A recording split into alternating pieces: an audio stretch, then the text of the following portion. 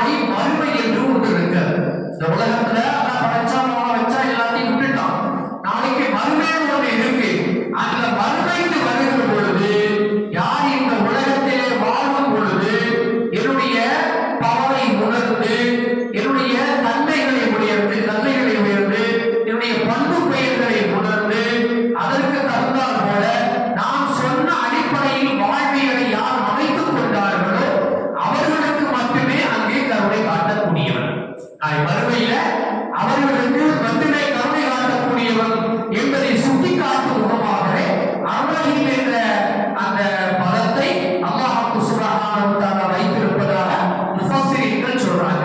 இந்த அர்ரஹீம் அர் ரஹ்மான், குறிப்பா இந்த அர்ரஹீம் என்கிற வார்த்தை இருக்க, இது எந்த வாய்ப்பாட்டில் இருந்து வந்ததுன்னு சொன்னா, இலக்கணம் படிச்சவங்களுக்கு தெரியும். வாய்ப்பாடுன்னு சொன்னா நமக்கு தெரியும். அந்த எந்த வாய்ப்பாட்டில் வந்ததுன்னு சொன்னா ஃபஈல் அப்படின்னு சொல்லுவாங்க. ஃபஈல் என்ற வாய்ப்பாட்டில் இருந்து வந்தது. அர் ரஹ்ம் அதனுடைய மூலச்சொல், வேர்ச்சொல் எதுன்னு சொன்னா அர் ரஹ்ம். ரஹ்ம் என்ற வார்த்தையில் இருந்துதான் அது அர் ரஹீம் என்று சொல்லி வந்தது, பிரிந்து வந்திருக்கிறது அப்படின்னு சொல்லி நமக்கு அந்த இலக்கணம், அரபி இலக்கணம் படிச்சவங்களுக்கு தெரியும் அந்த விஷயம்.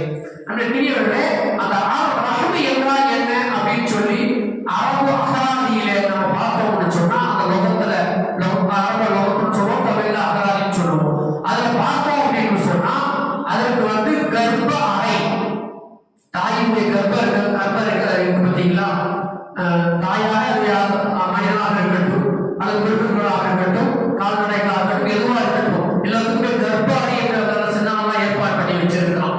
கருவறை, தாயுடைய கருவறை, அந்த கர்ப்பப்பை அப்படின்னு சொல்றோம் இல்லை, அந்த இதுக்குதான் ரஹம் என்று சொல்லுவது. அந்த ரஹம் என்பதில் இருந்தால் இந்த ரஹீம் என்பது பிரிந்து வந்திருக்கிறது. ரஹமுங்கிறதுக்கு இன்னொரு பொருளையும் அல்லாஹ் வச்சிருக்கிறான். என்ன பொருள்னு சொன்னா உறவுகள், ரத்த உறவுகள் அப்படின்னு சொல்லி இன்னொரு பொருளையும் அந்த ரஹம் என்பதற்கு வைத்திருக்கிறான். இந்த மூணுக்குமான தொடர்பை நம்ம கொஞ்சம் இணைச்சு பார்த்தோம்னு சொன்னா வளர்ந்தோம். கர்ப்பப்பை, அதெல்லாம் ரத்த நாளங்கள் எல்லாம் ஒன்றாக ஓடி ஒரு குழந்தையை உருவாக்குகிற இடம், அங்கதான் ரத்த உறவே அங்கதான் உருவாகி அதற்கு பிறகுதான் குழந்தையாக பிறக்கிறது. ஒன்றல்ல, அல்லாஹ் எத்தனை நாள் இருக்கிறாரோ அத்தனை குழந்தைகளையும் அந்த கர்ப்பாலையில் இருந்து வைத்து என்ன செய்யறான்னு சொன்னா அல்லாஹ் வெளியாக்குகிறான். வெளியே வந்தவுடன் நம்ம என்ன சொல்லிக்கிறோம், இவரு என்னுடைய அண்ணன், இவங்க என்னுடைய தங்கை, இவங்க என்னுடைய அக்கா, இவங்க என்ன சொல்லுவோம், அந்த உறவுகளை சொல்லிக் கொள்கிறோம். காரணம் என்ன, அந்த ஒரே கர்ப்ப அறைக்குள்ள இருந்த காரணத்தினால், அந்த ரஹம் என்று சொல்லப்படக்கூடிய ஒரே அறைக்குள்ள இருந்த காரணத்தினாலேயே நாம் என்ன சொல்லிக்கிறோம் சொன்னா உறவுகள் என்று சொல்லிக் கொள்கிறோம். காரணம் என்ன, ரத்த பந்த உறவுகள் தான் ரத்த பந்த உறவுகள். இப்போ அல்லாஹ் சொல்றாங்க ரத்த பந்த உறவுகளை நிறைய சொல்லலாம். நாம யார் அந்த ரத்த பந்த உறவுகளை பேணிக் கொள்கிறார்களோ நாளை அவர்கள் மறுமையில் வெற்றி அடைந்து விடுவார்கள் சொல்லிட்டு மார்க்கம் நமக்கு சொல்லுகிற செய்தி. இதுதான் அல்லாஹ் சுப்ஹானஹு வ தஆலா இந்த ரஹீம் என்ற வார்த்தையை அதிலிருந்து கொண்டு வந்து இங்கே எப்படி நீங்கள் இந்த ரஹம் என்ற அந்த கருணை பார்வையை நீங்கள் மாற்றிக் கொள்கிறீர்களோ, தாயாக இருப்பவர்கள் பிள்ளையின் மீது, உறவுகள் தம்பியின் மீது, சகோதரின் மீது, தங்கையின் மீது, சகோதரின் மீது, இப்படி எப்படி காட்டுகிறீர்களோ அது போல நாளை படைத்த நான் உங்களின் கருணையின் பார்வையை உங்களுக்கு மட்டுமே நான் செலுத்துவேன். தம்பி மேல இருக்கிற பாசம், என்னுடைய தாயோடு வயிற்றுல பிறந்த அந்த தம்பிக்கு இருக்கிற பாசம் இன்னொரு தாய், மாற்றான் தாய் ஒன்று வருது பார்த்தீங்களா, அந்த தாய்க்கு பிறந்த குழந்தை மீது கண்டிப்பாக மனிதனுக்கு ஏற்படுவதில்லை. பிரியம் இருக்கும், பாசம் இருக்கும். ஆனா என்னோடு பிறந்த அந்த தம்பிக்கும் அண்ணனுக்கும் இருக்கிற நான் கொடுக்கிற அந்த உறவு, அந்த முன்னுரிமை மாற்றான் தாய்க்கு பிறந்த தந்தை ஒன்றாக இருந்தாலும் மாற்றான் தாய்க்கு பிறக்கக்கூடிய அந்த பிள்ளையின் மீது நான் காட்டுகிற பாசம் இருக்கிறது, இதை விட அது குறைவு என்பதிலே மாற்று கருத்து இருக்க முடியாது. அதே போல அண்ணன் நான் படைச்சிட்டேன், படைச்சது மட்டுமில்லை, எனக்கு நீ கட்டுப்பட்டுட்ட, நீ கட்டுப்பட்டு உன்னுடைய வாழ்வியை முழுக்க எனக்காகவே இந்த உலகத்தை நீ வாழ்ந்துட்டு வந்த. எனவே இந்த மறுமையை நான் உன்னை என்ன செய்ய போறேன், கண்ணியப்படுத்த போகிறேன். உனக்காக வேண்டி நான் இங்கே ஏராளமான விஷயங்களை ஏற்பாடு செய்து வைத்திருக்கிறேன் என்று கருணை பார்வையை அங்கே வெளிப்படுத்துகிறார் என்பது முஃபஸ்ஸிரீன்கள் சொல்லுகிற விளக்கமாக இருக்கிறது. அன்பிற்குரியவர்களே, இது வந்து அர்ரஹ்மான் ரஹீம் நிறைய விளக்கங்கள் இருக்கு. நாம் பிரிவை 5 இன்ஷா அல்லாஹ் சுருக்கமாக நாம் முடித்துக் கொள்வோம். வல்ல ரஹ்மான் ஹக்கு சுப்ஹானஹு வ தஆலா நமக்கு நம்முடைய உள்ளங்களிலே அந்த பிரமாணத்தை எப்படி நாம் உணர்கிறோமோ அதுபோல அவருடைய கருணையை உணர்ந்து நாளை மறுமைக்காக வேண்டி உழைக்கக்கூடிய, செயல்படக்கூடிய, வாழ்ந்து காட்டக்கூடிய நல்ல பாக்கியங்களை அல்லாஹ் தந்து அருள் புரிவானாக. அல்ஹம்துலில்லாஹி ரப்பில் ஆலமீன். சுப்ஹானல்லாஹ். பிடிக்க அஷ்ஹது